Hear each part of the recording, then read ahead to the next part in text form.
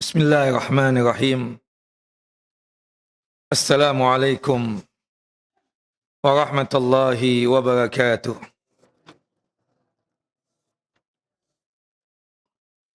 Innal hamdalillah nahmaduhu wa nasta'inu wa nastaghfiruh wa na'udzu billahi min syururi anfusina wa min sayyiati a'malina. May yahdihillahu fala mudilla lahu wa may yudlil fala hadiya lahu. Asyhadu an la ilaha illallah wahdahu la syarika lah wa asyhadu anna Muhammadan abduhu wa rasuluh. Wa laqad qala Allah ta'ala fil Qur'anil 'azim, ya ayyuhalladzina amanu taqullaha haqqa tuqatih wa la tamutunna illa wa antum muslimun. Wa ba'd, wa bisakhli sadri wa yassir li amri wahlul 'uqdatam min lisani yafqahu qawli.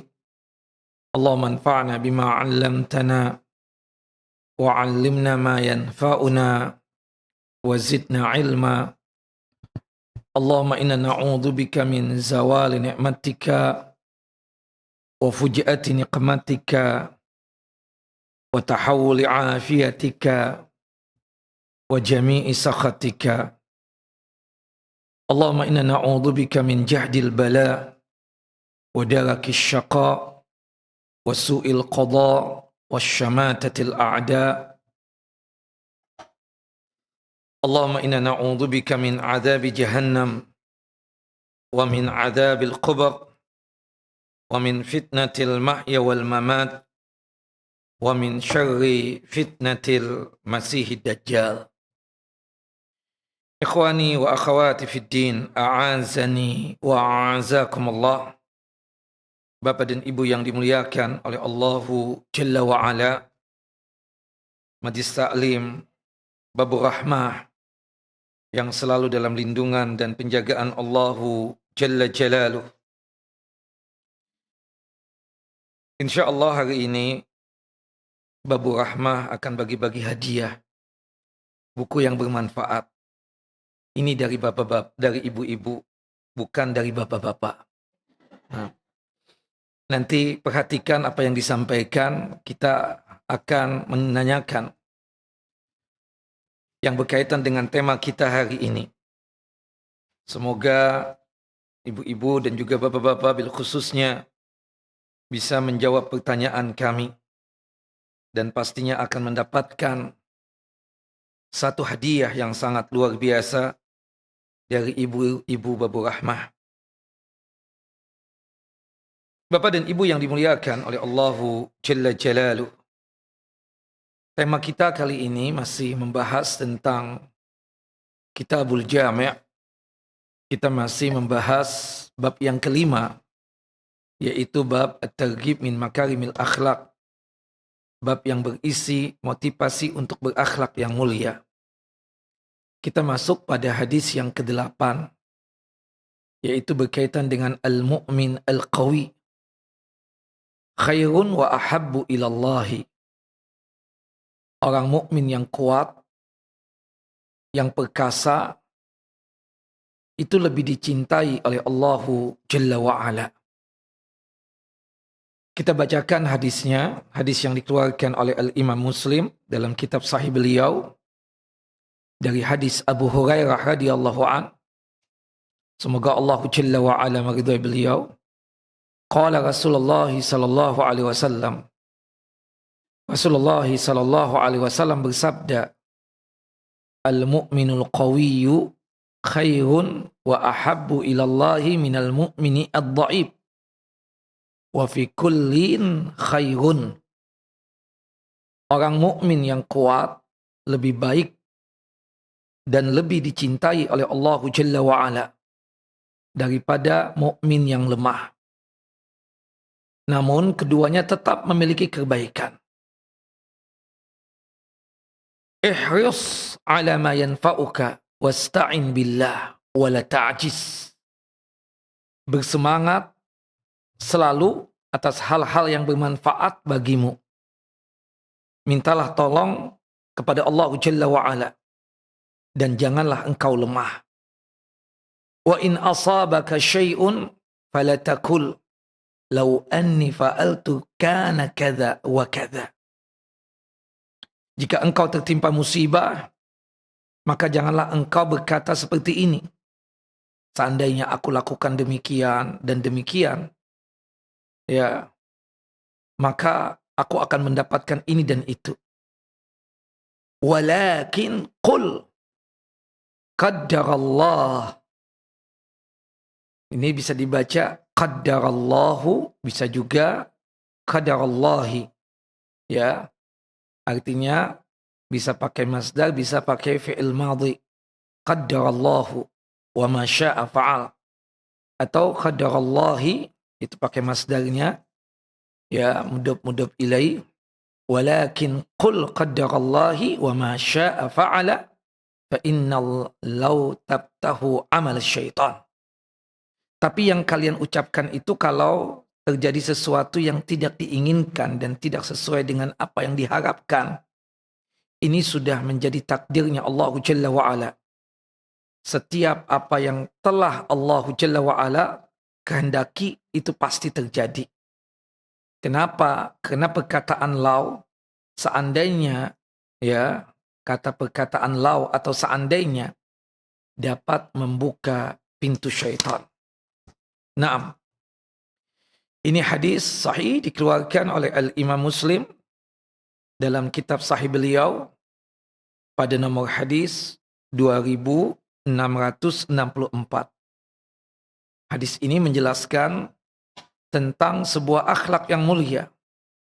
Berusaha melakukan kebaikan yang didasari dengan keimanan yang kuat.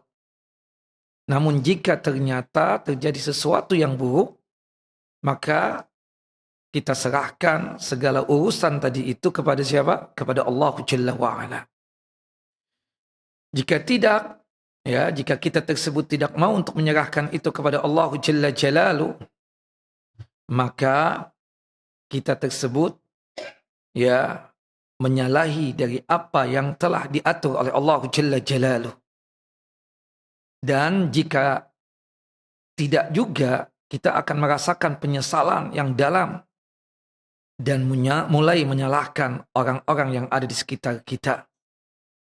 Bahkan bisa jadi menyalahkan Tuhan kita Allah Jalla Jalaluh.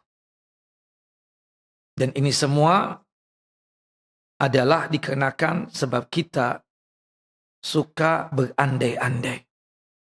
Maka oleh sebab itu jangan sampai kita memiliki akhlak yang tidak terpuji tadi itu. Sudah ucapkanlah qaddarallahi ma syaa fa'al atau ma syaa fa'al. Ini sebuah takdir Allah Jalla wa'ala. Sudah ditetapkan oleh Allah Jalla Jalaluh. Jika Allah Jalla wa'ala berkehendak, itu pastinya terjadi.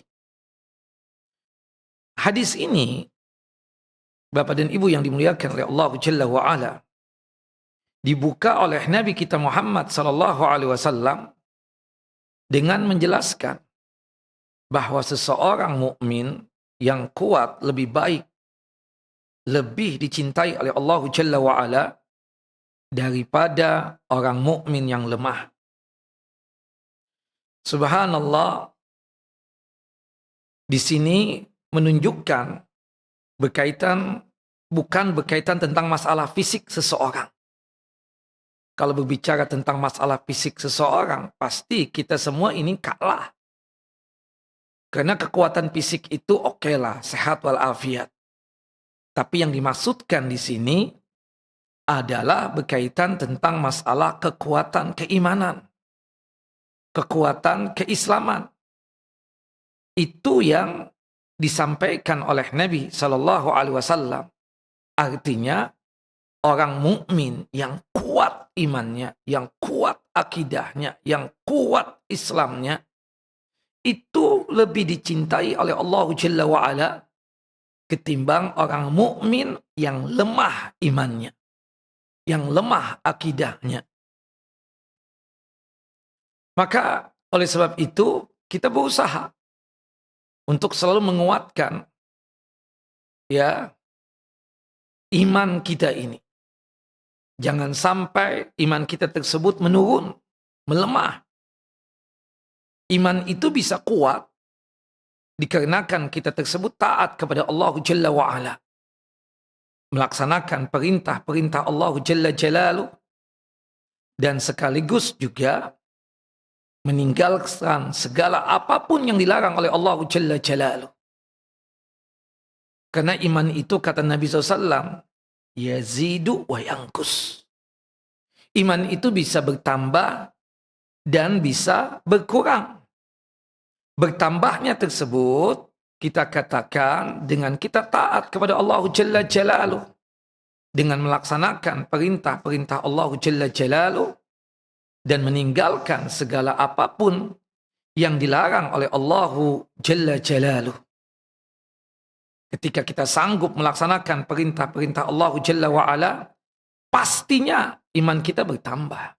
Ketika kita sanggup ya untuk meninggalkan segala larangan-larangan Allah Jalla Jalaluh, pastinya ya iman kita juga menguat. Dan itulah takwa. Takwa itu apa? Sebagaimana yang dikatakan oleh para ulama, di antaranya Ali bin Abi Thalib dan juga Abu Hurairah radhiyallahu an. Takwa itu adalah menjauh dari azab Allah, menjauh dari siksa Allah dengan melaksanakan perintah-perintah Allah Jalla Jalaluh dan meninggalkan segala apapun yang dilarang oleh Allah Jalla wa'ala. Naam. Ikhwani wa akhwati fid din, a'azzani wa a'azzakumullah. Jadi ini perlu kita garis bawahi bahwasannya tidak tepat ada sebagian orang mengatakan berhubung dia tersebut suka olahraga, dia membawakan hadis ini. Mukmin yang kuat, yang perkasa itu lebih dicintai oleh Allah Jalla wa ala daripada mukmin yang dhaif, ya, yang badannya cengking atau kurus kering. Enggak begitu. Subhanallah. Kalau kita perbandingkan diri kita dengan orang-orang bule ya kalah jauh kita kan. Mereka kuat, perkasa seperti itu. Kita ini kecil mungil. Subhanallah, sekali dorong juga jatuh.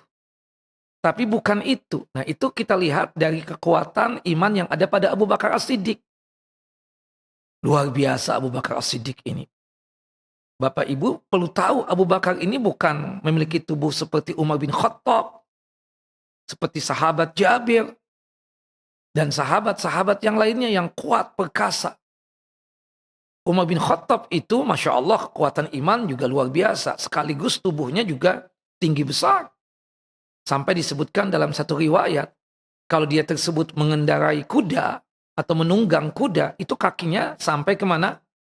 Ke tanah. Saking tinggi besarnya Umar bin Khattab radhiyallahu anhu. Tapi apa kata Umar bin Khattab? Aku kalah dengan Abu Bakar As-Siddiq. Kalahnya dalam masalah apa? Keimanan.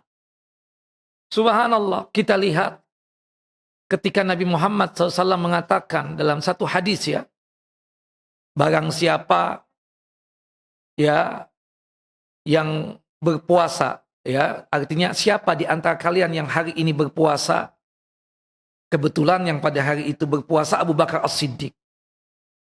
Siapa di antara kalian yang hari ini membesuk orang sakit, nah kebetulan yang membesuk orang sakit tersebut Abu Bakar As-Siddiq juga. Siapa hari ini yang bertakziah? Kebetulan juga yang hari ini bertakziah Abu Bakar As-Siddiq juga. Siapa di antara kalian ini yang hari ini bersedekah, berinfak? Nah kebetulan juga Abu Bakar. Kata Nabi dalam satu hari sanggup mengumpulkan 4 amalan ini. Apa tadi? Puasa, sedekah, membesuk orang sakit, dan takziah. Maka jaminannya apa? Surga. Umar ini merasa heran. Kapan? Ini kan pertanyaan Nabi setelah salat subuh. Kapan Abu Bakar ini apa? Takziah, membesuk orang sakit. Dan kita pun juga berpikir ya, terasa nggak mungkin kita jam 2, jam 3 membesuk orang sakit. Jam 2 atau jam 3 malam itu. Akhirnya Umar bin Khattab memberanikan diri untuk bertanya, maaf, kalau untuk puasa sih ana nggak meragukan antum. Antum bisa saja hari ini sebelum subuh bersahur. Tapi yang ana tanyakan, ini sedekah kapan antum? Kapan antum ini juga membesuk orang sakit? Kapan juga antum ini bertakziah? Kata Abu Bakar, tadi ketika aku keluar dari rumahku ada seorang aki-aki. Penampilannya kesian. Kemudian aku bersedekah dengannya. Adapun membesuk orang sakit. Tadi ada info dari keluargaku. Salah seorang keluarga sedang sakit. Sebelum sampai ke masjid ini, aku berusaha untuk datang ke rumahnya. Nah, kebetulan juga ada tetangga yang meninggal dunia. Aku sempatkan juga untuk bertakziah. Subhanallah, kata Umar bin Khattab. Luar biasa kekuatan iman yang ada pada Abu Bakar As-Siddiq. Subhanallah, Bapak Ibu, kita ini insya Allah suka bersedekah. Insya Allah kita suka berinfak. Insya Allah kita memberikan sesuatu bantuan kepada sahabat, teman dekat, keluarga. Insya Allah. Tapi saya yakin, seyakin-yakinnya, kita terasa tidak mungkin untuk berbuat berkaitan tentang sedekah dan infak sama sebagaimana sedekahnya Abu Bakar dan infaknya Abu Bakar As-Siddiq radhiyallahu anhu.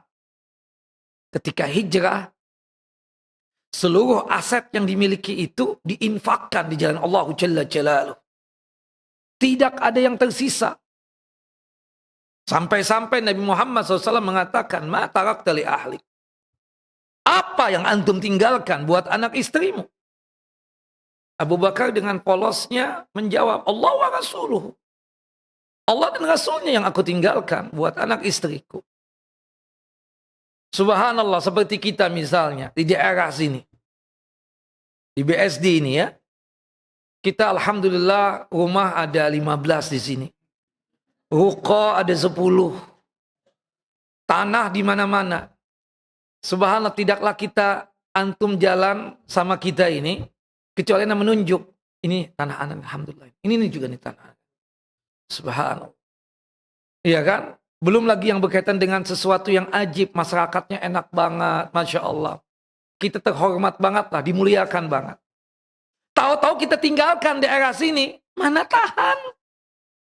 Sudah enak. Dimuliakan orang, dihormati orang, aset banyak. Ya kan? Kendaraan iya, ada. Masya Allah. Mau Bapak meninggalkan? Nggak mungkin itu, mustahil.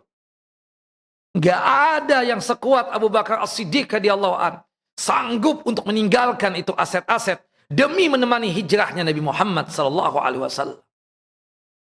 Luar biasa. Kalau kita kan mungkin kita yang sedikit aja kadang banyak yang protes. Terutama istri antum. Antum nih misalnya ngobrol sama istri antum. Antum ini kan sudah legend. Mah, kita ini kan sudah tua ya, udah legend kata Ustadz Azhar. Duit kita kan kayak tisu nih.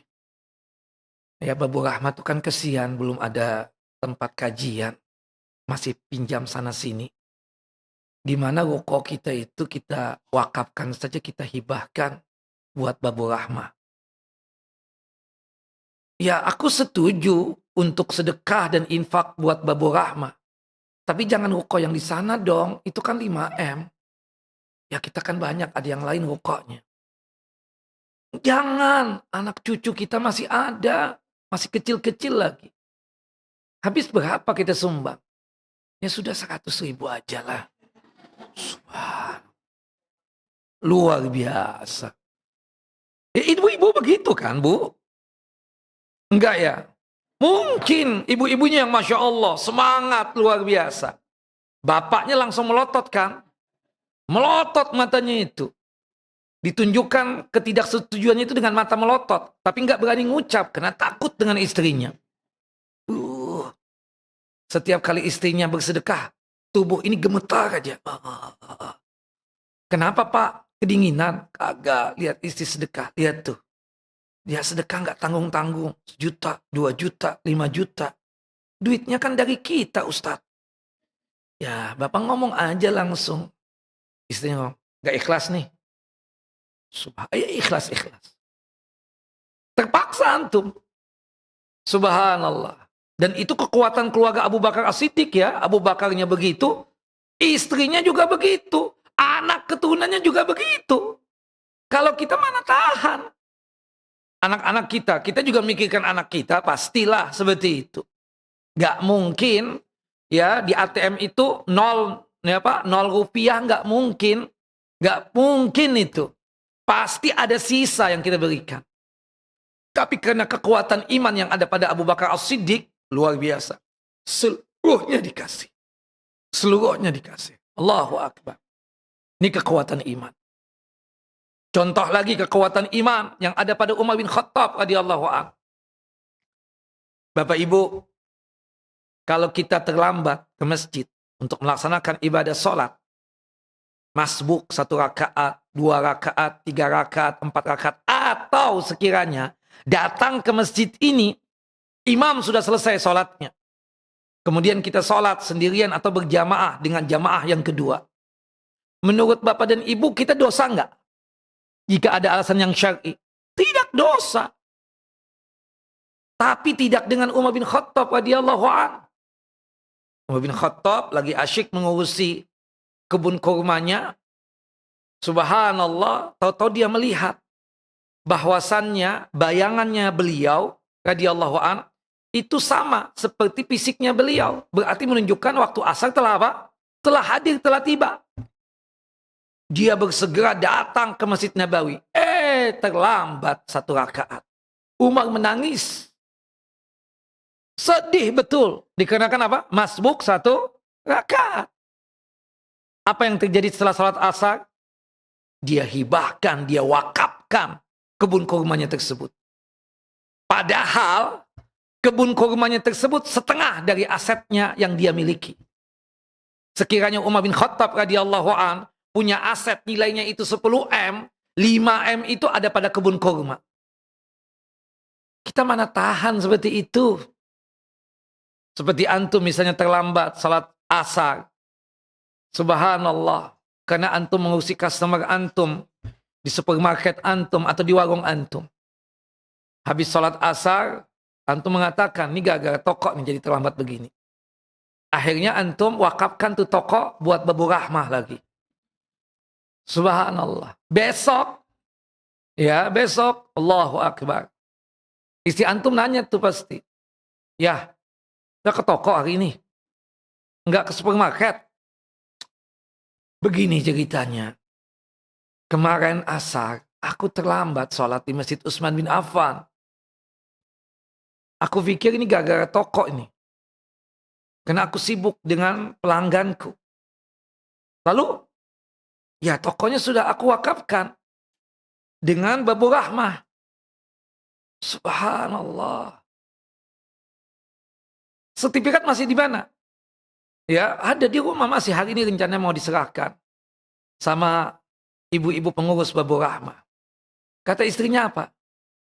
Tunggu dulu deh. Biar aku aja yang ketemu nanti sama Bu Nurul, Bu Nur Hayati. Siapa semuanya ya, subhanallah. Pengurus-pengurus dari Babu Rahmah. Aku mau ikut juga, jangan. Kalau ikut ngantar boleh, tapi di dalam mobil aja. Subhanallah ngomong. Maaf ya, Bu Nur, maaf. Kak Nurul juga nih, maaf banget. Dan ibu-ibu pengurus Babu Rahmah. Suami aku kemarin lagi sedeng, offset dia. Maaf banget, maaf.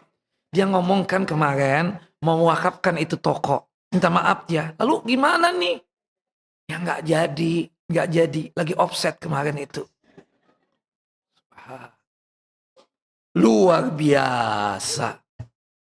Ya Allahu Akbar. Nah, ini yang terjadi. Kena lemah iman kita ini. Lemah. Nggak seperti para sahabat. Ridwanullah ajma'in. Nah, lemah betul iman kita ini. Makanya kita berusahalah untuk meningkatkan kualitas keimanan kita di setiap hari. melaksanakan apapun perintah-perintah Allah Jalla Jalaluh dan meninggalkan segala larangan-larangan Allah Jalla Jalaluh. Belum lagi yang berkaitan dengan larangan ya. Itu kan meruntuhkan atau menurunkan derajat keimanan kita.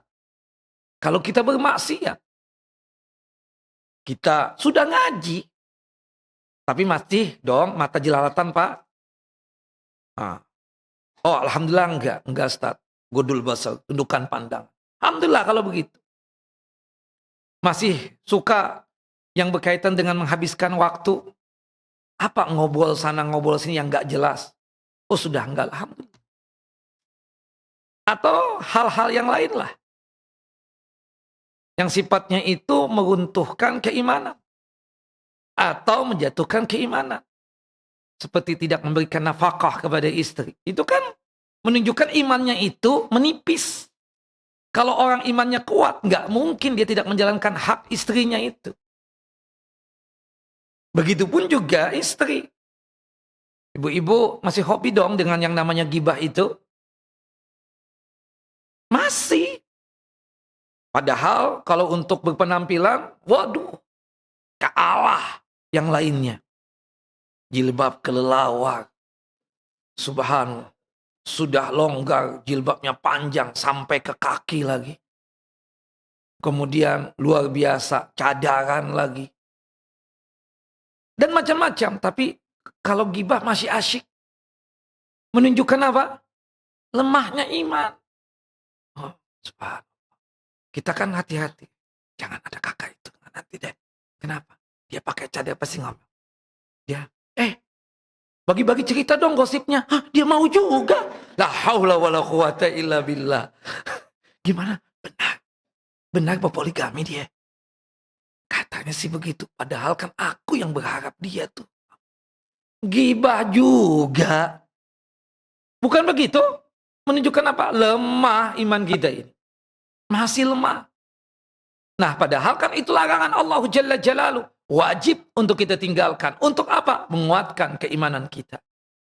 Maka oleh sebab itu ikhwan wa akhwati fid din azani wa azakumullah.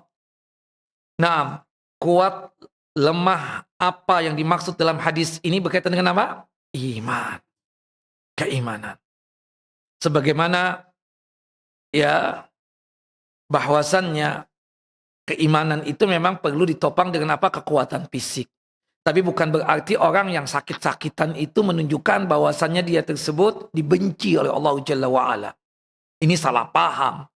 Ya, yang jelas di sini maksudnya adalah kekuatan iman. Tapi syukur-syukur kita bisa apa? Menjaga kekuatan fisik. Kita hobi olahraga, main padel misalnya. Ini salah satu menjaga badan kita dan fisik kita supaya tetap langsing. Ketemu teman kemarin. Dulu big size. Subhan, pas ketemu ngajak makan. Ya salam, badan slim banget nih langsing. Iya Ustaz, main padel Ustaz. Berapa? 2 pekan bisa nggak? Oh enggak Ustaz, anak 3 bulan Ustaz. Baru segini. Waduh 3 bulan. Ujung-ujungnya Babu Rahmat termarginalkan nih. Tapi bagus antum begini. Yang penting kekajian kan tetap. Kekajian dong Ustaz, kekajian. Kajian mana nih? Kajian di sini yang antum ngisi juga. Alhamdulillah. Wah nggak pernah lihat. Anda di belakang Ustaz. Subhanallah. Bagus kalau kita bisa jaga kesehatan kita. Itu disuruh oleh Allah Jalla wa'ala. Karena kalau kita sehat ini mudah untuk ibadah. Saya nggak yakin ya kayak bapak atau ibu ini kuat untuk sa'i. Sekarang kan musim haji nih. Tawaf mungkin di bawah enak tuh. Sejam selesai. Tapi sa'i, hitungan dari Bukit Sofa ke Bukit Marwah, itu berapa kira-kira? 800 meter ya. 800 meter kali 7. Berapa tuh sudah? Berapa kilo hitungannya? Bengek. Ibu-ibu kadang, Ustaz, tunggu. Kenapa kakak? Kenapa ibu? Kenapa tante? Istirahat dulu deh, nggak kuat. Nggak, nanti biar aku jalan tunggu di situ. Jangan. Takut kehilangan Ustaz nanti. Kan seperti itu. Nah. Terasa, kita aja terasa kok yang muda ini. Apalagi antum. Kan seperti itu. Tapi apakah itu menunjukkan ada sesuatu Allah tidak suka dengan kita? Tentu tidak. Kita masih kuat iman. Buktinya kita masih menyelesaikan ibadah umrah kita. Dengan kita melakukan apa? Sa'i ini. Sampai nanti apa? Tahallul. Jadi kita katakan yang benar adalah kuat dalam keimanan. Meskipun kita mengakui sekelompok ulama berpendapat mencakup juga kekuatan fisik. Tapi pendapat ini apa? Dikritik oleh banyak ulama. Karena kekuatan fisik itu tidak terpuji atau tercela zatnya. Karena fisik ini apa? Secara zatnya tidak menunjukkan ini terpuji atau tercela kan? Seperti itu. Karena ini ciptaan Allah Jalla wa'ala. Subhanallah. Kalau tolak ukurnya itu yang ganteng, yang cantik masuk surga. Ya Allah. Operasi gitu. Nah seperti itu. Nah. Allahu Akbar. Nggak skincare lagi sih. Skincare lambat banget. Kalau memang benar ya dengan badan six pack itu bisa mengakibatkan kita bisa masuk surga, ya Allah, hari ini juga sedat lemak kita. Tapi alhamdulillah Allah tidak menilai dari tubuh-tubuh kita. Makanya dalam satu hadis yang sahih disebutkan, innallaha la yanzuru ila suwarikum wala ila amwalikum. Allah Jalla wa ala tidaklah melihat ya rupa dan bentuk kalian. Kurus, gemuk, cantik, tidak cantik, ya, ganteng, tidak ganteng, enggak dilihat oleh Allah Jalla Jalaluh. Tapi yang dilihat oleh Allah Jalla wa ala, walakin yanzuru ila qulubikum wa a'malikum. Tapi yang dilihat oleh Allah Jalla wa ala adalah kalbu dan hati kalian serta amalan kalian. Alhamdulillah. Ya. Nah makanya ini memang pendapat yang salah ya. Menurut saya juga kalau misalnya ada ulama yang berpendapat maksudnya kekuatan fisik. Ya, tapi pendapat ini pastinya banyak disalahkan oleh banyak ulama. Karena kekuatan fisik itu terpujinya, tidak terpujinya ya. Itu tidak bisa secara zatnya untuk apa? Untuk ya dihinakan, dicela dan seterusnya. Ya. Tubuh ini hanya akan dipuji jika kekuatannya dimanfaatkan untuk Islam dan kaum muslimin. Misalnya nih, kan kesian nih kayak antum ngangkat tas begitu aja nggak bisa. Kebetulan kita nggak punya kekuatan nih. Kita angkatkan, Pak deh, jangan ngangkat. Biar aku yang ngangkat. 50 kilo, ya udah aku sanggup 50 kilo. Ya, 70 kilo kita jabanin deh. Nah, seperti itu. Kuat. Berat banget. Pas sudah masuk ke mobil, apa isinya Pak? Sampai berat begini, batu Ustaz. Subhanallah. Nah, bermanfaat dong. Antum misalnya kebetulan di sini lagi banjir. Ya Allah kita kesian nih aki-aki kan. Kita gendong, udah Pak, saya gendong Pak. Jangan Ustaz, jangan. Enggak saya gendong, kesian antum. Takutnya antum jadi tenggelam nanti di sini. Nah, tubuh ini jadi apa? Bermanfaat. Bermanfaat kita katakan. Ada pahalanya jadinya. Dan ini sebagai wujud apa? Untuk memanifestasi apa? Untuk mewujudkan dan memanifestasikan keimanan kita tadi. Itu ada manfaatnya. Tapi berbeda dengan kekuatan iman yang dipuji secara apa? Zatnya. Itu bedanya. Kalau iman itu secara zatnya memang dipuji. Tapi kalau fisik itu enggak secara zatnya. Fisik itu atau badan itu baru dipuji, bernilaikan pahala jika badan itu bermanfaat buat Islam dan kaum muslimin. Seperti ibu-ibu kita ini, kakak-kakak kita dan tante-tante kita yang mengurusi Babur Rahmah ini. Subhanallah. Ini luar biasa. Ya, kita katakan bahwasannya tidak digaji, tidak diupah. Kadang meninggalkan suami. Kadang suami ketika ditinggal cemburut. Karena ingin mengurusi Babur Rahmah ini. Curahan fisik luar biasa, datang pakai mobil sendiri, bahkan pakai motor. Pernah itu buntut abaya, terkena rodanya motor. Tapi demi ya untuk dakwah, dia mau untuk curahkan itu. Subhanallah. Makanya kita lihat kan, ibu-ibu kita di Babur Rahmah, perkasa. Luar biasa. Mudah-mudahan itu menjadi apa kita katakan? Menjadi jaminan surga buat mereka itu. Gak gampang. Waduh. memindahkan kajian dari tempat jauh, ngangkat buku, ngangkat lemari, subhanallah, kemudian meja dan seterusnya ke tempat ini. Susah. Tapi demi tetap dakwah ini tetap jalan, tetap dikerjakan. Subhanallah.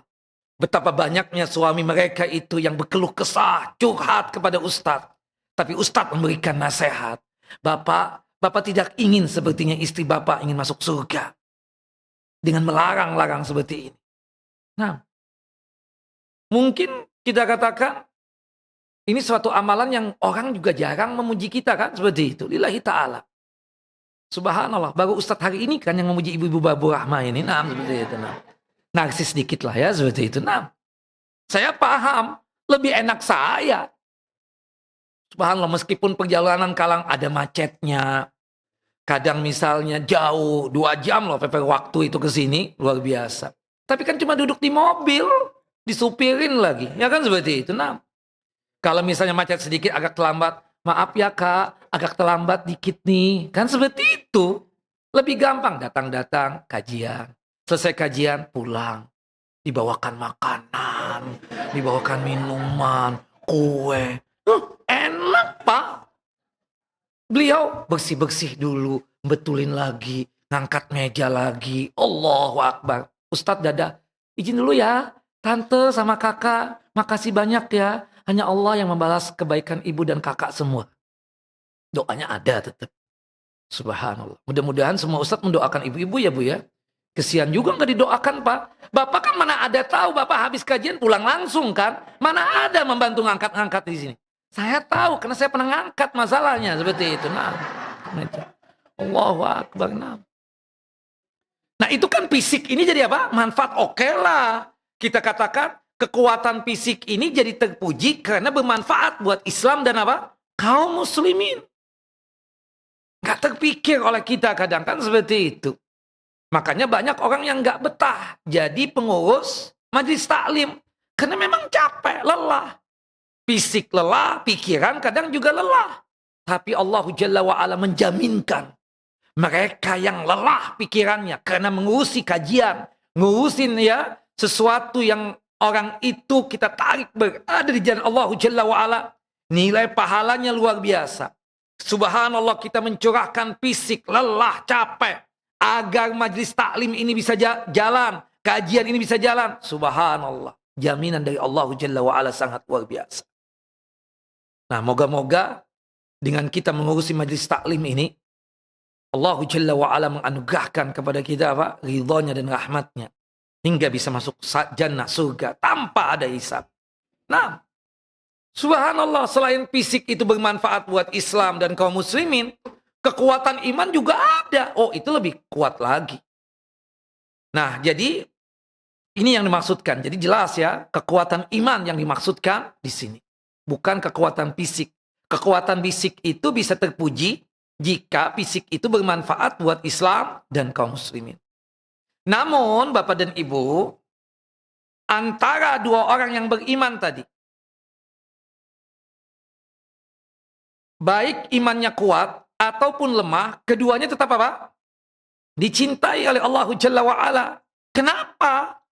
Kok dua-duanya tetap dicintai oleh Allah Jalla wa'ala? Karena masing-masing mereka memiliki apa? Pokok keimanan. Landasan keimanan. Puncak daripada keimanan, tauhid. Mereka tidak pernah menyekutukan Allah Jalla Jalaluh. Tidak pernah suka datang ke kuburan, cari wangsit, bertawassul dengan ahli kubur, berdoa dengan ahli kubur. Tidak pernah.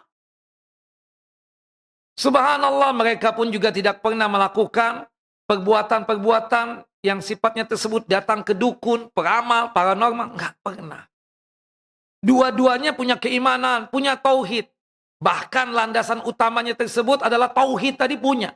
Tapi memang di antara keduanya tersebut ada yang tinggi imannya. Tapi ada juga yang rendah. Tapi dua-duanya dicintai oleh Allah Jalla wa'ala. Dikarenakan mereka itu memiliki pokok keimanan. Ini juga yang menunjukkan bahwasanya Allah Jalla Jalaluh memiliki sifat mencintai. Sifat Allah Jalla wa'ala mencintai itu sesuai dengan kebesaran dan keagungan Allah Jalla wa'ala. tidak bisa diserupakan seperti cintanya makhluk kepada makhluk yang lainnya. Tidak juga ya kita tersebut ya bertanya bagaimana cintanya Allah kepada makhluknya tersebut yang beriman, yang mentauhidkan Allah Jalla wa'ala. Yang jelas kita yakin, seyakin-yakinnya Allah Jalla Jalaluh memiliki sifat cinta.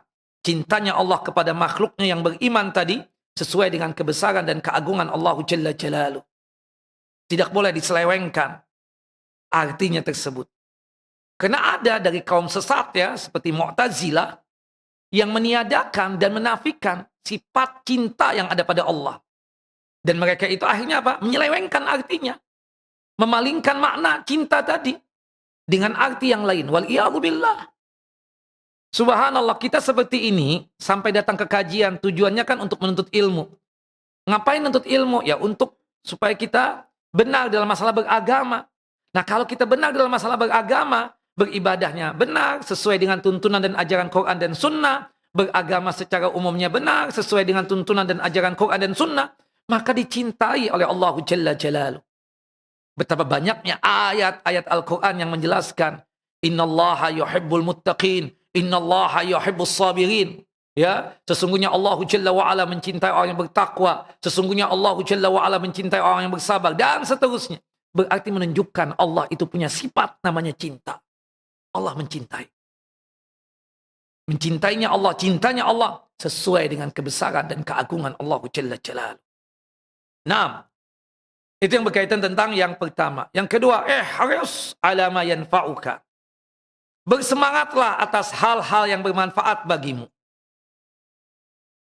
Di sini Nabi kita Muhammad sallallahu alaihi wasallam memberikan motivasi kepada kita. Memberikan semangat kepada kita. Untuk kita ini mengerjakan hal-hal yang bermanfaat. Baik hal-hal yang bermanfaat itu berkaitan dengan dunia ataupun berkaitan dengan akhirat. Sebaliknya, sesuatu yang tidak bermanfaat baik dari sisi akhirat maupun dunia hendaknya apa? Ditinggalkan. Contoh yang tidak manfaat buat kita apa? Setua antum masih main game. Iya kan? Berjam-jam. Gamenya game Ustaz, mubah, cuma game bola doang.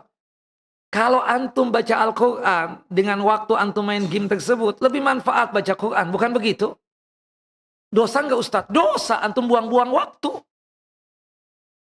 2 jam, 3 jam, betah betul.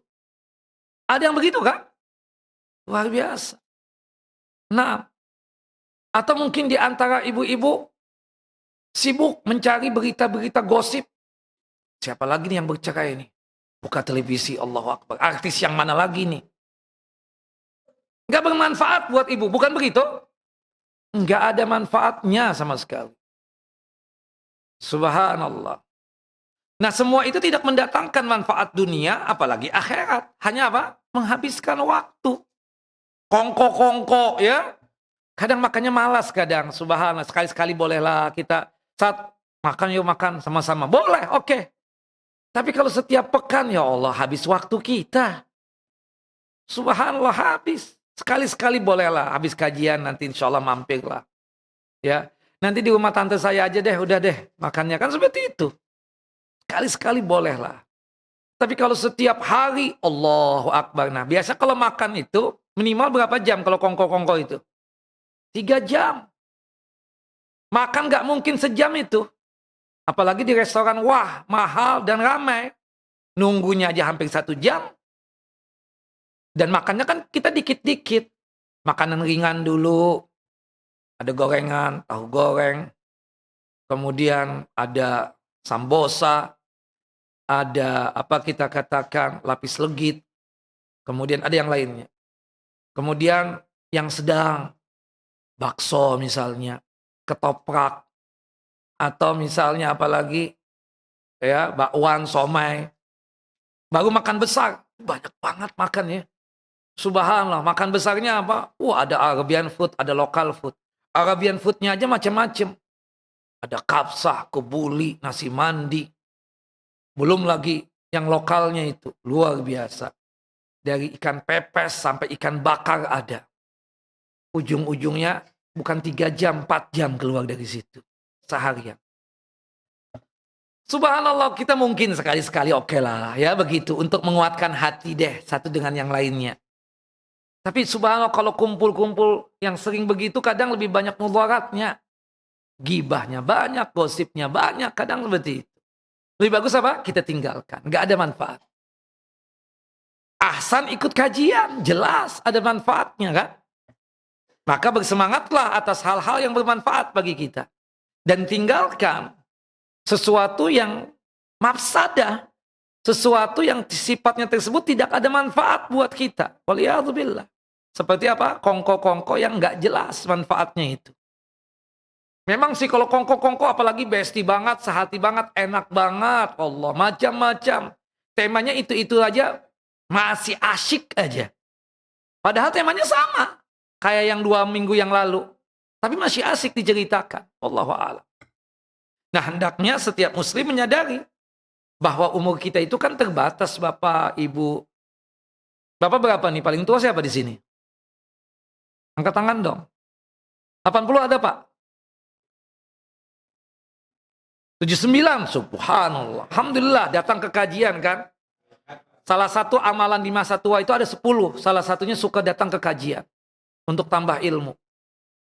Nah berarti nggak ada kesempatan lagi buat Bapak tuh untuk rame-rame yang nggak ada manfaatnya lagi. 79 Pak ya. Ibu-ibu yang paling tua umur berapa Bu? 85. 80 ada? Oh, saya kasih hadiah. Yang tua sudah saya persiapkan. Kasih hadiah yang tua. Bapak itu yang tua udah kasih hadiah. Nah, kasih hadiah. Nanti ambil Pak ya. Nih. Meskipun puasa udah lewat kan nanti ada puasa puasa bulan Zulhijjah ya, khususnya puasa Arafah nih. Panduan praktis berpuasa. Nah, ini bagus nih. Untuk yang tua.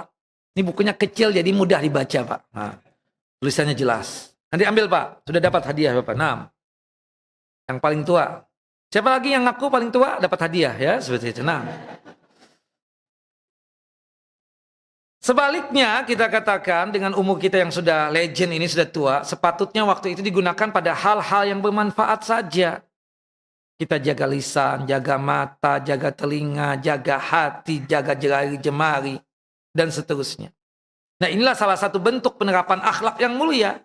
Sebaliknya jika dia gunakan waktunya dalam hal-hal yang tidak bermanfaat, maka itu tanda akhlaknya tidak baik. Karena tidak menghargai umur yang diberikan oleh Allah Jalla wa'ala kepadanya. Iya, sudah tua.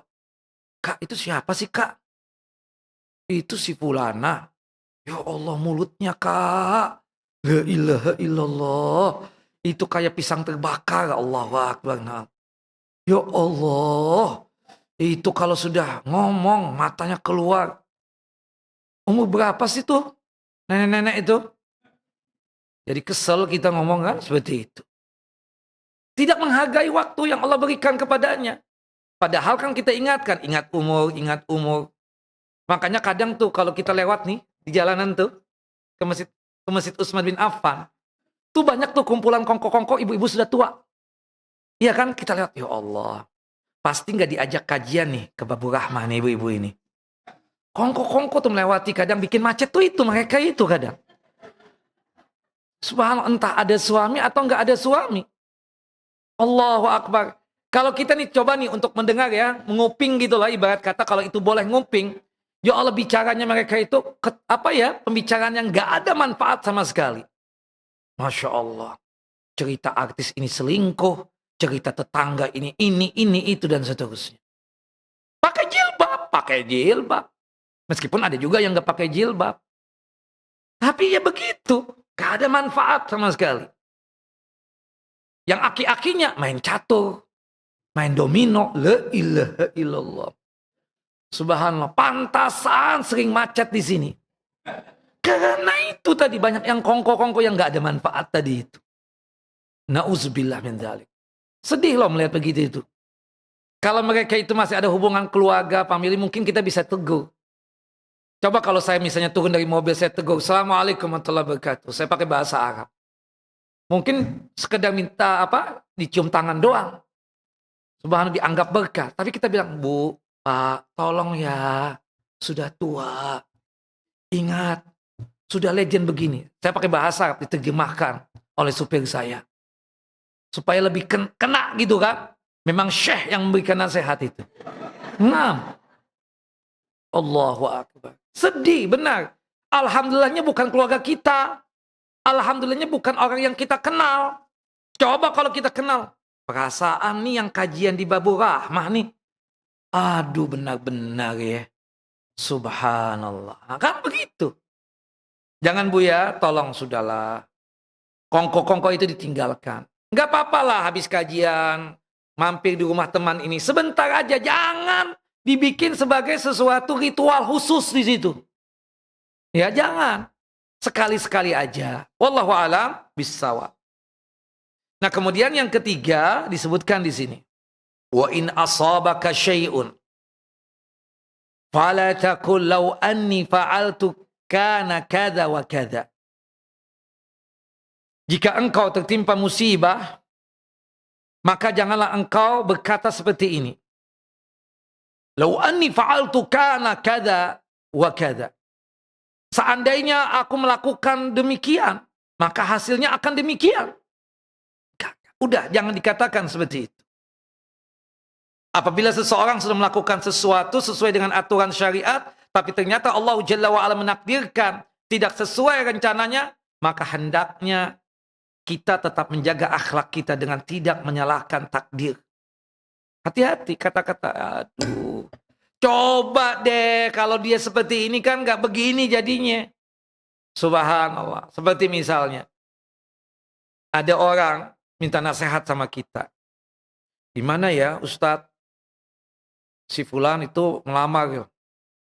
Aku bilang jangan deh Kak. Dia kan sudah punya ada istri. Istrinya 3 lagi. Kakak yang keempat. Anaknya banyak Kak. Tapi gimana ya Satya? Dia sudah jatuh cinta sama aku. Kakak juga begitu. Iya ya. Terserah kakak. Kalau aku sih berusaha cari duda yang memang nggak ada ya pendampingnya. Kalau bisa anaknya dikit, 2. Atau kalau ada anaknya juga yang sudah dewasa. Jadi kakak nggak repot. Cuma sekedar ngurusin tuh aki-aki doang. Tapi kalau misalnya anak-anaknya kecil, 8 misalnya. Kakak adzan tiap hari nanti ujung-ujungnya. Nah seperti itu. Nah. Jangan Kak. Cari yang benar dong. Berkualitas lah. Secara dunianya ada, secara akhiratnya ada. Tetap menikah juga. Subhanallah. Setelah 3 bulan datang lagi. Dengan muka yang agak sedikit kesal. Saat benar kata inti. Ya ada deh. Jangan dikatakan begitu. Itu membuka apa? Pintu syaitan. Ujung-ujungnya apa? Menyalahkan takdir. Kita juga sebagai yang memberikan nasihat. Gue bilang apa? Enggak usah udah. Kita bilang apa? Qaddarallahu ma syaa fa'al. Atau qaddarallahi ma syaa fa'al. Wa ma syaa fa'al. Sudah takdirnya Kak udah. Udah cari yang lain deh. Kebetulan ikhwan yang ada di Babur Rahmah banyak yang duda tuh. Coba deh nanti aku mau carikan kan seperti itu. Nah, kita nggak perlu nih menimpali begitu kan. Ibu-ibu kan demen banget ya. Gue ngomong apa? Udah deh lu nggak usah pakai ngomong lo begitu. Nggak usah pakai info begitu udah. Subhanallah. Kan menunjukkan dirinya benar. Nggak usah juga kita kayak apalah. Udah. Nah makanya kita cuma bilang kan. Makanya nasihat itu perlu didengar. Kan seperti itu. Sudahlah. Ini sudah qadar Allah. Ini sudah apa? Qaddarallahi wa ma syaa fa'al. Seperti itu. Nah. Maka oleh sebab itu ketika Allah Jalla wa'ala memberikan satu musibah atau menakdirkan satu ketetapan dan hal itu tidak sesuai dengan apa yang kita harapkan, maka kita tersebut cuma berucap qaddarallah wa ma syaa fa'al atau qaddarallahu wa ma syaa fa'al. Dua-duanya boleh ya. Qaddarallahi wa ma syaa fa'al atau qaddarallahu wa ma syaa fa'al. Boleh dua-duanya. Nah, semua ini sudah ditakdirkan dan ditetapkan oleh Allah Jalla wa'ala. Ya, setiap apapun yang telah Allah Jalla wa'ala kehendaki, itu pasti terjadi. Berarti jodoh anti cuma 3 bulan doang. Ya sudahlah. Nah, karena kalau kita bilang, no, kalau begini ya, kalau anak nurut ustadz aja, kak, udah deh kak, jangan ngomong begitu, udah. Akhirnya membuka apa? Pintu syaitan. Ujung-ujungnya nanti kakak menyalahkan takdir. Ya, tetapi kalau kita sudah menjalankan sesuai dengan syariatnya, kita ikhtiar dan berusaha untuk mempertahankan. Cuma memang tidak bisa kuat lagi untuk mempertahankan. Berarti mau tidak mau harus dipos atau harus berpisah. Nah, inilah mungkin yang lebih baik buat kakak. Ini mungkin yang lebih bagus buat kakak. Dan semua takdirnya Allah itu apa? Baik. Sehingga kita itu ya hendaknya menyerahkan urusan itu kepada siapa? Kepada Allah. Dan keputusan Allah dan takdirnya Allah Jalla wa'ala semuanya apa? Baik dan bagus. Ya, jangan mudah kita bilang, coba kalau dia pilih yang itu, kan nggak begini kejadiannya. Nah, salah. Sebagaimana ibu marah dan murka kepada putri ibu. Mama kan sudah ngomong, jangan pilih si gembel itu. Nah, kan begitu. Mama tawarin nih bagus. Ya, meskipun lebih tua 15 tahun dari kamu. Tapi kan dia sudah terbukti. Pulusnya kayak tisu. Ibadahnya bagus. Rumahnya di mana-mana. Lu milihnya yang mudaan. Memang sih, mama aku ikut looking. Tapi kalau pulus nggak ada, sama juga bohong. Nah, mamanya ngomel langsung. Habis gimana, Ma? Aku udah jatuh cinta. Kalau sudah jatuh cinta kan, harta kotoran ayam rasa coklat, Ma. Ma, begitu. Bersandiwara aja. Nah, kita tenangkan ibu. Ibu jangan ngomelin itu juga. Ya udah takdir. Kita ngomong begitu, takdir. Tapi kan istri ini kadang ngomel sama suami. Kamu juga sih dulu waktu itu nggak tegas. Diomelin di kamar, suaminya kesian. Coba kalau kamu tegas kemarin itu. Ini kan dukungan kamu. Aku sama sekali nggak mau loh. Sama sekali. Aku sampai di foto waktu itu nggak ada senyum. Walaupun satu foto waktu itu. Menunjukkan aku itu tidak setuju dengan dia. Kamu senyum. Ya habis gimana, ini sudah takdir, mau dikata apa? Suaminya menasihati istrinya seperti itu. Jangan lagi Bu ya. Ini pesan bapak-bapak kepada ibu-ibu. Nah, sudah qadar Allah masya'afa'al. Qadar Allah. Nah, seperti itu. Dan ingat ya ibu-ibu, bapak-bapak juga, segala takdirnya Allah Jalla wa'ala semuanya apa? Baik. Saya pernah cerita ya di sini. Ada seorang raja yang punya perdana menteri yang dia bestie banget berdua. Pernah ya? Sudah perasaan. Diulangi lagi karena lupa ya. Yang jelas sudah ini. Ini untuk yang ketiga kali kalau nggak saya cerita Allah. Subhanallah. Jadi ada raja, dia ngangkat sahibnya yang bestie banget sama dia, soulmate banget, sehati. Jadi perdana menteri. Di mana raja itu berada, si perdana menteri ini juga ada. Dan subhanallah, ini si raja ini, dia itu hobinya apa? Hunting, berburu. Subhanallah. Ikutlah perdana menteri untuk berburu juga. Hari itu, qadarallah, takdirnya, anak panah yang dia lepaskan itu rusak. Bukannya meleset dari panahnya, malah mengenai salah satu dari jari jemarinya yang kiri. Putus salah satu jarinya. Dia menangis sejadi-jadinya. Ya, menyalahkan orang sekitar. Ini siapa nih yang mempersiapkan panah seperti ini? Nah, kemudian Perdana Menteri sahibnya tadi memberikan nasihat. Tuan, ini kan sudah takdir. Ini sudah ketetapan Allah. Ya, sebelum Allah Jalla wa'ala menciptakan 7 lapis langit, 50.000 tahun, sudah terjadi seperti ini, sudah Allah tulis. Terimalah takdirnya Allah. Dan semua takdirnya Allah itu baik. Raja ini lagi sakit-sakitnya, karena salah satu jari terputus, mendapatkan nasihat seperti itu, murka langsung kepada sahibnya ini. Bukannya engkau mendukung aku, malah memberikan nasihat seperti itu.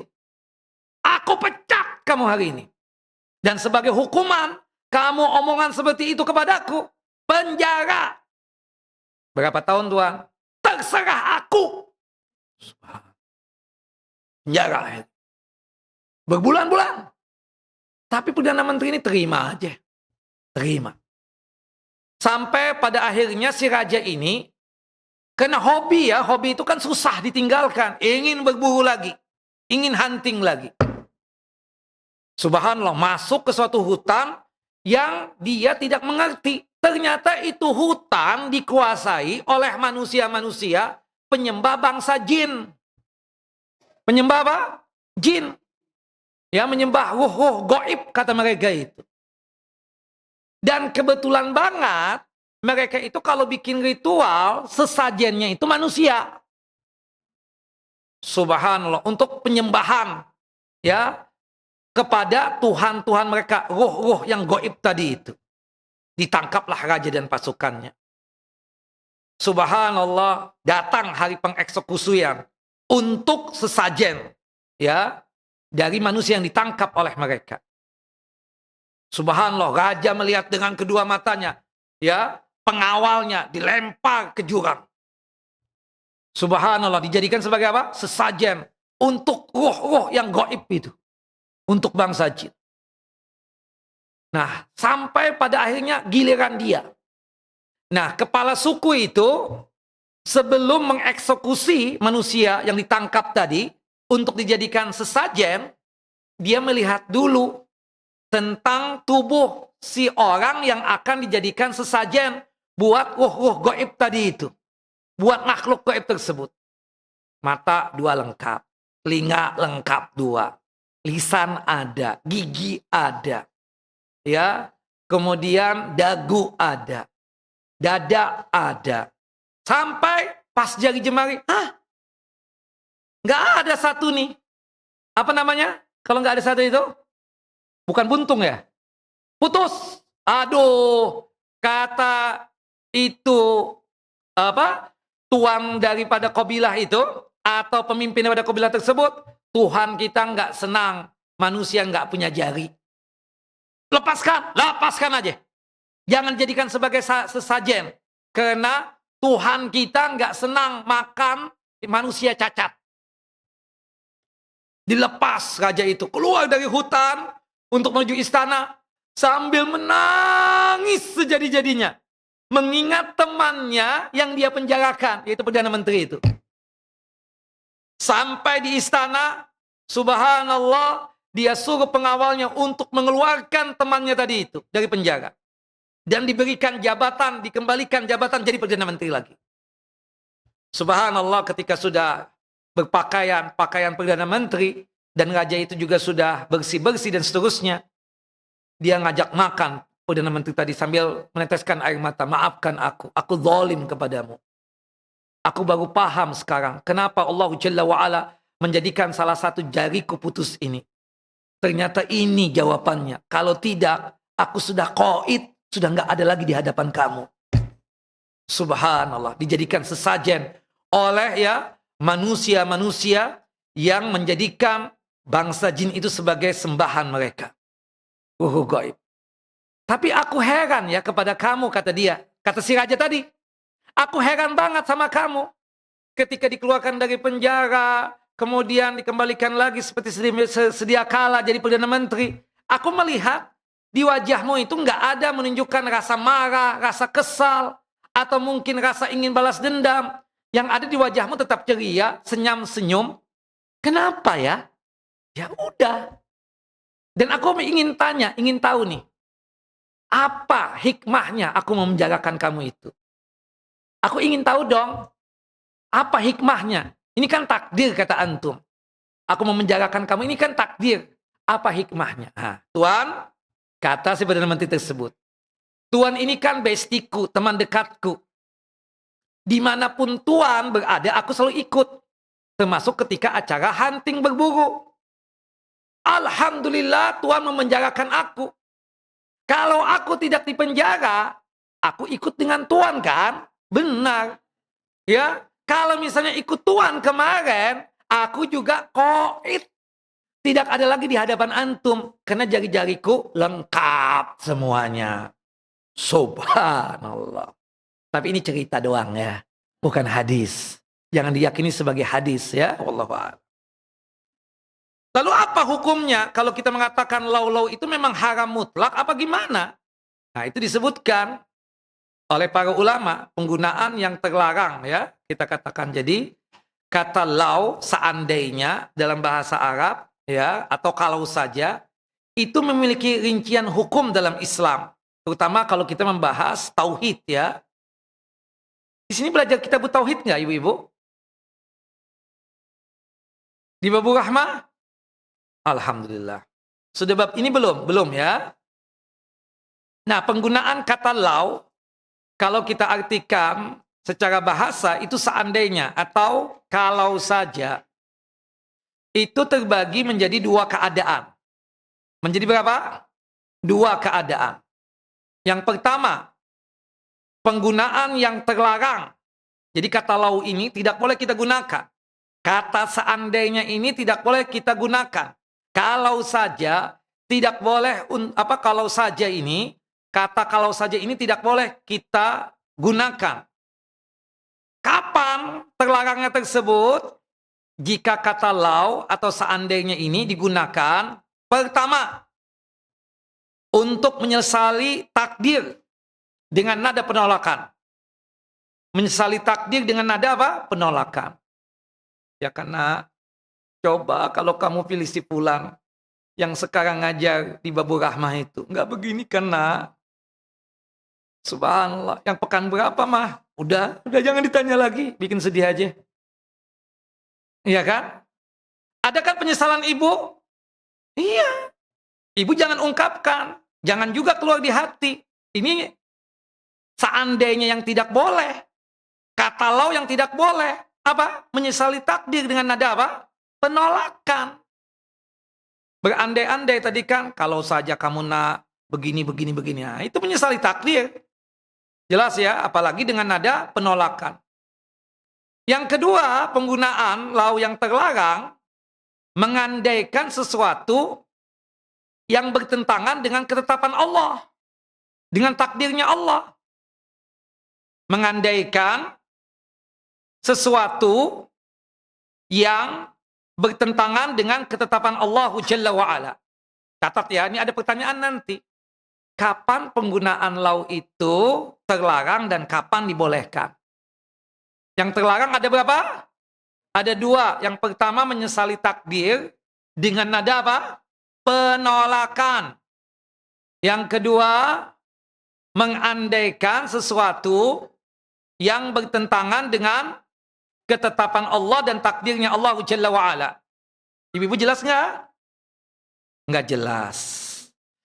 Jadi ibu, penggunaan kata lau itu dalam bahasa Indonesia apa bu? Seandainya. Sinonimnya apa bu?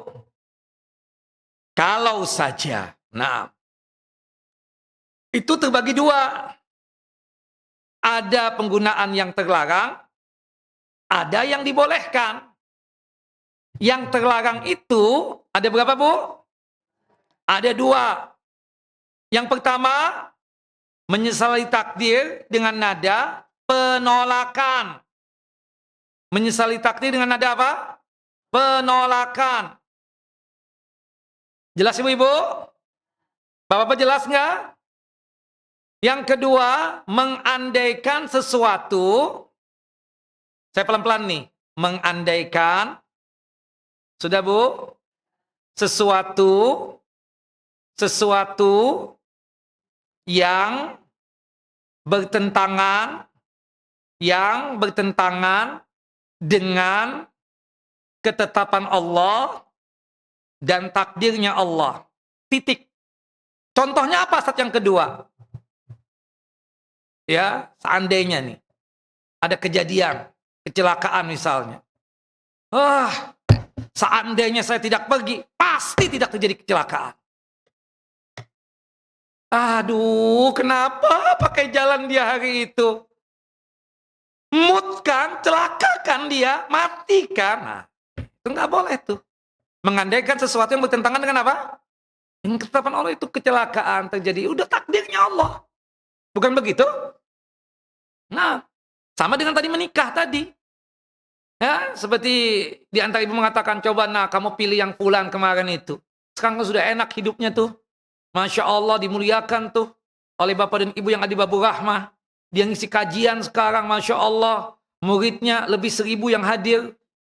Coba terkenal kamu nak. Nah, itu nggak boleh. Jelas ya? Jelas orang? Jelas. Nah, makanya kata Nabi apa? Ini sesuai nih yang terlarang nih, yang dua ini. Ya. Wa in asabaka syai'un fala taqul law anni fa'altu kana kada wa kada. Ya, jika engkau tertimpa musibah, maka janganlah engkau mengatakan seandainya aku lakukan demikian dan demikian. Jangan, sudah. Ini apa yang terlarang. Ini dilarang kenapa? Mengandung i'tirad. Apa i'tirad itu? Protes. Penolakan terhadap apa? Takdirnya Allah Jalla Jalaluh. Jelas Bapak-bapak? Yang pertama ini, penggunaan kata lau yang terlarang, atau penggunaan kata seandainya yang terlarang. Ibu-ibu jelas, Bu? Alhamdulillah. Kalau nggak jelas ngomong, Bu. Jelas nggak? Sekali lagi. Jelas. Ini Majelis Taklim the best, Bu ya. Jangan sampai anggotanya itu nggak paham. Makanya ustadznya berulang-ulang di sini. Nah. Yang kedua ini, penggunaan lau seandainya yang dibolehkan. Ada yang dibolehkan. Jika kata lau yang digunakan tanpa menolak takdir, nah, jadi kata lau seandainya kita gunakan nih. Tapi tujuan kita menggunakan itu bukan dalam rangka untuk menolak takdir. Tujuan kita tersebut untuk menggunakan kata itu bukan berarti menolak ketetapan Allah. Apalagi untuk membenci takdirnya Allah. Enggak. Ini cuma sekedar untuk apa? Ta'allum. Sekedar apa? Bahan evaluasi aja. Apa namanya? Evaluasi aja untuk pelajaran, ibrah untuk mengambil pelajaran. Ya. Sekedar apa? Mengambil hikmah dari satu kejadian tanpa penyesalan yang menyalahkan takdir, ya. Jadi ada dua ya penggunaan lau yang dibolehkan. Pertama untuk ibrah. Tahu ibrah, Bu? Mengambil pelajaran. Kalau bahasa kerennya apa? Evaluasi. Ya. Kalau bahasa Arabnya ta'allum. Ya, atau ibrah, ya. Fa'tabiru ya ulil albab. Naam. Tujuannya untuk mengambil pelajaran apa? Itu ada hikmahnya, sama dengannya mengambil hikmah dari satu kejadian. Ini yang pertama dulu, Bu ya. Bu. Sekali lagi nih. Ibu jangan ngobrol sendiri dong, jangan bikin kajian sendiri nih. Penggunaan lau atau seandainya yang dibolehkan itu ada dua. Kita sebutkan dulu deh. Yang ada duanya itu. Yang pertama untuk pelajaran. Untuk bahan evaluasi. Ya, untuk mengambil pelajaran. Yang kedua yang boleh dalam hal kebaikan atau harapan. Dalam hal kebaikan atau apa? Harapan. Kemudian ada yang ketiga juga. Yang dibolehkan dalam bentuk informasi atau berita atau penjelasan fakta. Jelas Ibu-ibu? Jadi kita katakan penggunaan kata lau seandainya yang dibolehkan itu ada tiga. Ada berapa? Ada tiga. Saya ulang. Yang pertama untuk mengambil pelajaran. Yang kedua, dalam hal kebaikan atau harapan. Yang ketiga, dalam bentuk dan gambaran, berita atau informasi. Atau penjelasan fakta. Contohnya apa, Ustaz? Yang pertama, kata lau yang dibolehkan atau kata seandainya yang diperbolehkan untuk bahan pelajaran. Untuk bahan evaluasi. Ya, tujuannya untuk apa? Mengambil hikmah dari kejadian. Mengambil hikmah dari apa? Satu kejadian. Yang kedua, ini yang paling penting nih. Ketika kita mengambil pelajaran, jadi bahan evaluasi tadi, tanpa ada penyesalan yang menyalahkan takdir. Ini penting poinnya. Tanpa penyesalan yang menyalahkan apa? Takdir. Nah, contoh. Subhanallah, kita bilang sama anak kita yang tidak lulus misalnya. Nah, coba kamu disiplin, Tina. Belajar itu rutin. Jangan cuma sekedar apa? Mau ujian. Seandainya kan kita bilang tadi, seandainya kamu disiplin, seandainya kamu tekun belajar, mungkin hasilnya lebih baik. Bukan begitu? Nah, contoh lagi. Nah, coba dengar omongan mama. Seandainya kamu dengar omongan mama, nasihat orang tua itu penting loh, nak. Ya, mungkin lebih lebih baik hasilnya nanti. Seperti itu. Nah, ini dalam rangka untuk apa tadi? Mengambil pelajaran sebagai bahan apa? Evaluasi. Jelas ibu-ibu? Nah, seperti itu. Yang kedua, penggunaan law atau seandainya yang dibolehkan dalam hal kebaikan atau dalam hal harapan. Contohnya gimana Ustaz? Contohnya, seandainya nih kakak-kakak dan tante-tante semua, aku punya duit 50 M aja. 3 M-nya buat Babu Rahmah. Nggak perlu Babu Rahmah minta-minta begini. Jelas ya? Doain aja. Nah, itu berandai-andai untuk apa? Harapan kan? Sering kan diomongkan suami? Sering nggak omongan ini keluar? Mah, kalau aku punya duit segini nih, mah, jangankan Louis Vuitton.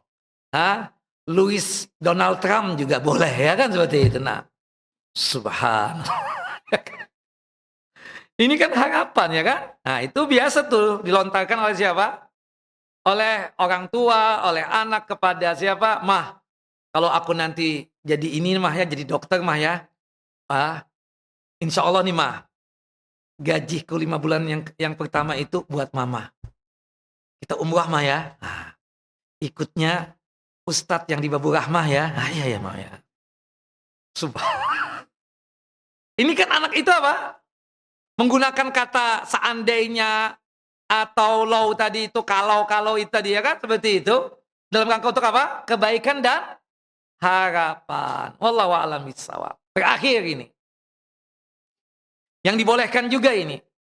Dalam bentuk berita atau informasi atau penjelasan fakta. Subhanallah. Ya. Tadi ada Sohib Ustadz datang Ustadz.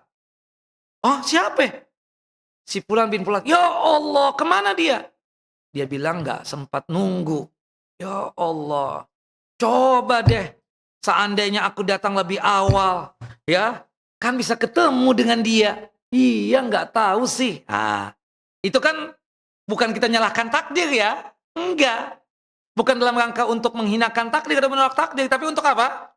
Untuk sebagai apa? Berita dan informasi saja. Wallahu a'lam bishawab. Jelas ya, ibu-ibu? Nah, seperti makanan kurang garam. Coba deh garamnya ditambah sedikit aja. Seandainya, insya Allah dia mau makan tuh. Cuma masalahnya, makanan yang disodorkan itu nggak ketahuan nih. Ini rasanya kanan apa kiri? Ini manis apa asin? Tawar apa nggak tawar? Aduh, nggak jelas deh. Nah, ini kan informasi ya, wallahu a'lam. Jelas ibu-ibu? Bapak jelas? Jadi secara umum kata law seandainya atau juga kita artikan yang lain ya, kalau saja itu terbagi dua, ada yang dibolehkan, ada yang dilarang, atau ada yang terlarang, ada yang tidak ada yang terlarang, ada yang diharamkan, ada yang dibolehkan. Wallahu a'lam bishawab. Jelas Bapak Ibu? Ada pertanyaan? Pertanyaan dulu ya. Ada nggak sih yang nanya nih? Oh ada. Ustadz, adik saya sudah bercerai 10 tahun yang lalu. Saat itu dia belum mengenal sunnah. Sekarang mau rujuk lagi. Karena anak-anaknya pingin orang tuanya bersatu lagi. Adik dan ipar saya umurnya kurang lebih 60 tahun. Pertanyaan saya, bolehkah adik saya rujuk lagi dengan mantan suami yang masih ahlul bid'ah? Bukan melakukan bid'ah kali, bukan ahlul bid'ah ya. Secara hukum boleh, nggak ada masalah. Caranya bagaimana Ustaz? Akdun jadid lagi, akad baru lagi. Di situ ada wali, Di situ ada saksi minimal 2. Kemudian ada mahar. Dan tentunya ada ijab qabul. Nah mudah-mudahan dengan menikah dengan laki-laki ini, yang tadinya suami itu jauh dari sunnah, mudah-mudahan bisa apa? Ikut sunnah lagi, ya kan seperti itu. Jadi apa? Meninggalkan bid'ah dan ke sunnah. Wallahu a'lam bishawab. Nah, Ustadz, waktu remaja nih. Ini berarti yang nanya orang tua nih. Waktu remaja, kita ini pernah minjam uang pada teman. Saat itu, ia punya toko emas. Dan sekarang ini dia telah meninggal dunia.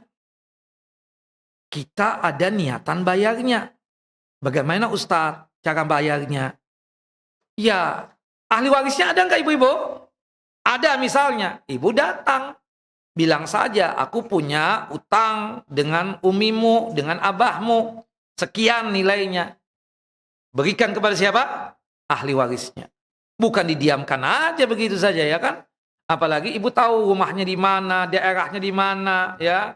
Bisa telepon, bisa datang. Orang kalau didatangi, kita bawa fulus, bawa uang, diambil nggak sama mereka, Bu?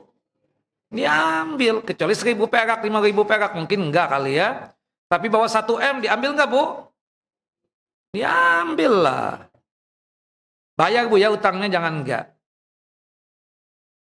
Ustadz, mohon nasihatnya. Qadarallah, sekarang anak sedang dalam keadaan terpuruk banget. Karena mengetahui suami anak ya suka ngechat lawan jenis dalam hal yang kurang pantas dan senonoh. Perempuan tersebut sudah bercadar lagi. Nah ya kan? Allahu Akbar. Aduh, ngeri juga saya baca ini.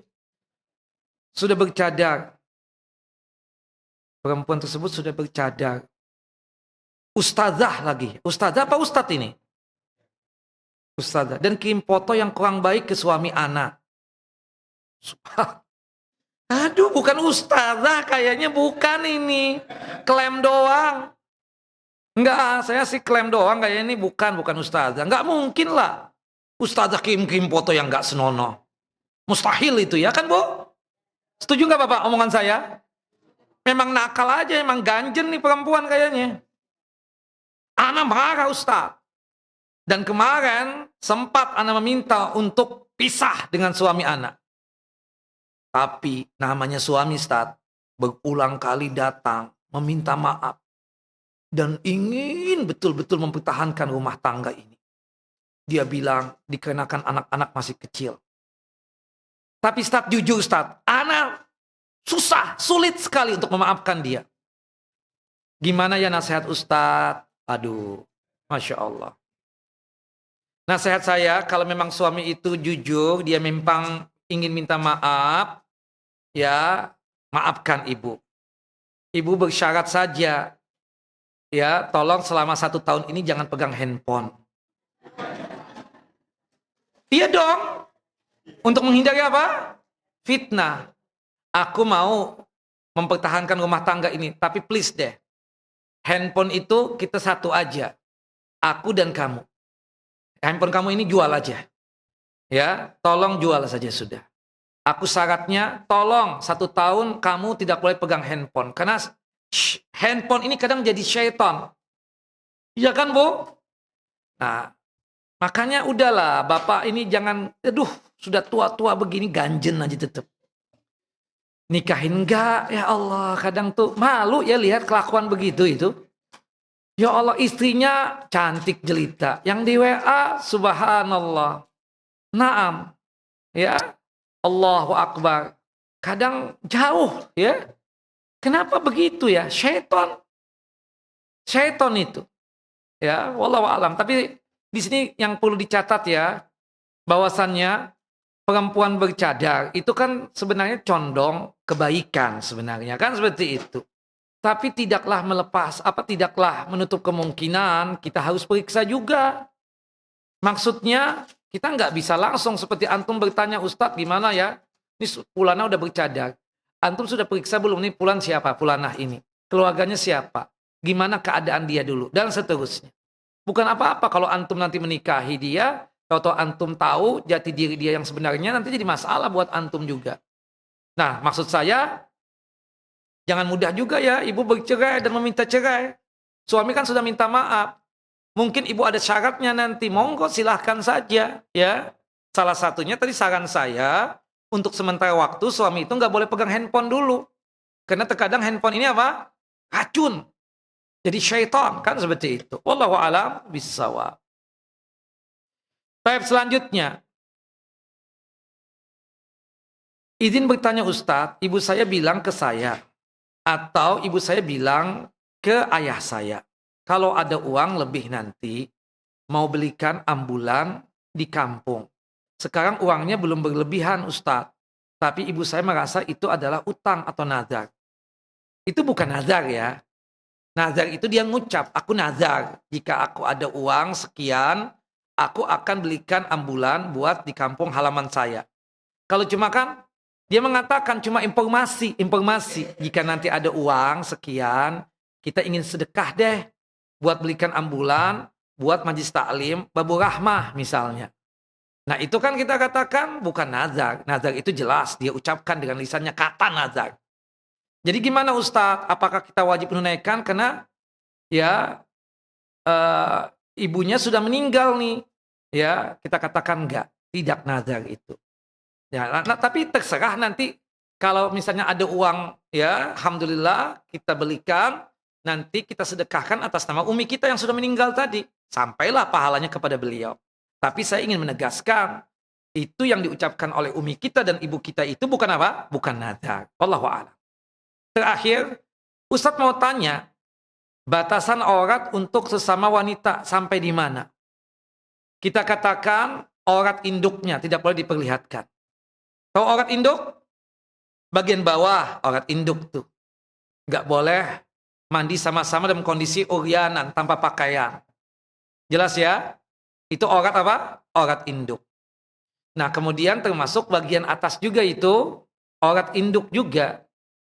Ya, sebagian kita kan sangat tidak malu kadang. Ya, menyusuin anak di hadapan temannya seperti itu tanpa ditutup. Jelas ya? Nah, adapun misalnya ketemu teman di rumah nggak ada laki-laki ya, kecuali perempuan semua, kemudian dia pakai daster, rambutnya kelihatan, lehernya kelihatan, lengannya kelihatan, betisnya kelihatan, itu nggak ada masalah. Karena perempuan dengan perempuan. Wallahu a'lam bishawab. Jelas Bapak Ibu? Oke, saya yang nanya sekarang. Yang paling bagus nih bukunya untuk ibu-ibu dulu. Mahkota Perkawinan. Tuhfatul Arush. Tayyib. Tolong jelaskan kepada kami tentang kata lau atau seandainya secara tuntas. Baik yang dibolehkan ataupun yang tidak dibolehkan. Siapa yang bisa? Susah ya? Enggak, itu biar ibu kepala sekolah. Biar bunda tuh yang menunjuk. Siapa bunda? Ya itu, silakan. Jawab. Ya dia langsung aja soal kedengaran kok. Masjidnya kecil begini masa enggak?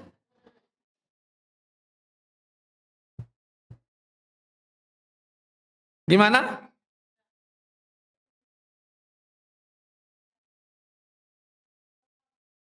Ibu jangan nangis gitu dong, biasa aja. Coba tenang. Coba tenang. Oh gitu ya. Nah. Ya. Yes. Kemudian penolakan lagi yang terlarang lagi.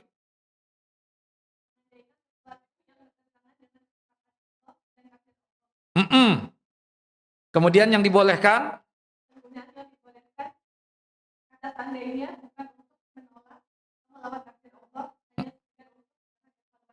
Yes. Naam. Yang kedua yang boleh. Naam. Yes, benar. Nah, langsung dapat hadiahnya. Bang, tolong bang, kasih bang, langsung bang. Lewat sini. Nah, bapak-bapak sekarang. Sebutkan Pak, contoh penggunaan kata lau atau seandainya yang dibolehkan. Nah, kan ada 3 tadi yang dibolehkan. Satu aja, contoh. Nggak bisa, ya Pak Tua silakan. Kakek, 6. Kenapa? Iya betul, yang untuk berita, untuk informasi. Contohnya gimana?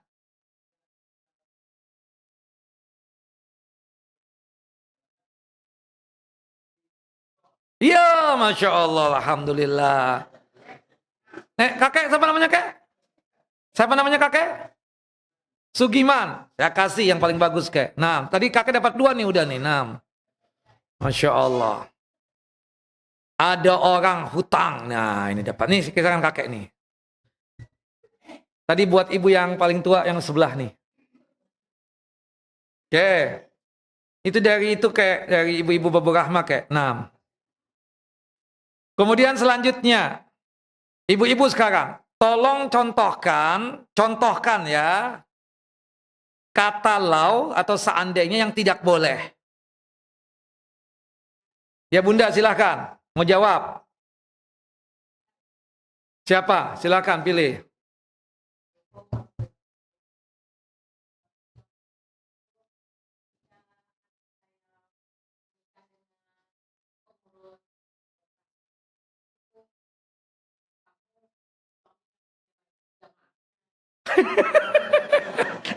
Ibu contoh yang lain dong. Iya boleh, nggak apa-apa ya. Nah, kan dia ngomel sama anaknya. Aduh, mama kan udah ngomong, jangan sama dia. Seandainya dulu kamu mau menerima nasihat mama, tuh yang si itu. Nah, gitu aja contohnya ya kan. Boleh lah, boleh, nggak apa-apa. Nih, oke. Dapat ini deh, pesan-pesan keemasan dari Al-Imam Ibnu Qayyim. 6. Kemudian buat bapak-bapak lagi nih. Tolong sebutkan perawi hadis tadi itu tentang orang mukmin yang kuat lebih dicintai oleh Allah. Kan gampang dari perawi hadisnya dan siapa yang mengeluarkan hadisnya. Ya angkat tangan. Siapa? Salah antum pikiran, sangkaan aja. Kita kasih ke Bapak. Iya, dari siapa? Sahabatnya siapa? Dikasih jawaban ya, nggak apa-apa deh. Bapak berapa umurnya Pak? Ada kasih deh, nggak apa-apa deh, dianggap benar deh. Orang tua. Ibu-ibu sekarang, tolong sebutkan yang dimaksudkan di dalam hadis tadi. Orang mukmin yang kuat lebih baik dan lebih dicintai oleh Allah daripada orang mukmin yang lemah. Maksudnya apa itu? Siapa yang bisa jawab? Angkat tangan. Siapa? Ya, monggo. Apa? Iya. Orang yang imannya kuat, yang besar, yang tinggi ya, imannya kuat, lebih baik daripada yang imannya lemah. Benar. Oke. Nah, inilah kunci kebahagiaan dan keselamatan. Kemudian sisanya saya serahkan sama penitia. Karena waktunya habis sudah. Nih, kasihkan sama ibu-ibu Babu Rahmah. Bang, nih bang. Bapak dan Ibu yang dimuliakan oleh Allah Jalla wa'ala. Ini kira yang bisa disampaikan pada kesempatan kali ini. Salah dan khilafnya mohon dimaafkan. Wassalamualaikum Nabi Muhammad wa ala ali Muhammad. Kama sallaita ala Ibrahim wa ala ali Ibrahim innaka Hamidun Majid. Kita tutup kajian kita dengan masing-masing kita membaca doa kafaratul majlis. Subhanakallahumma wa bihamdika asyhadu an la ilaha illa anta astaghfiruka wa atubu ilaik. Assalamualaikum warahmatullahi wabarakatuh.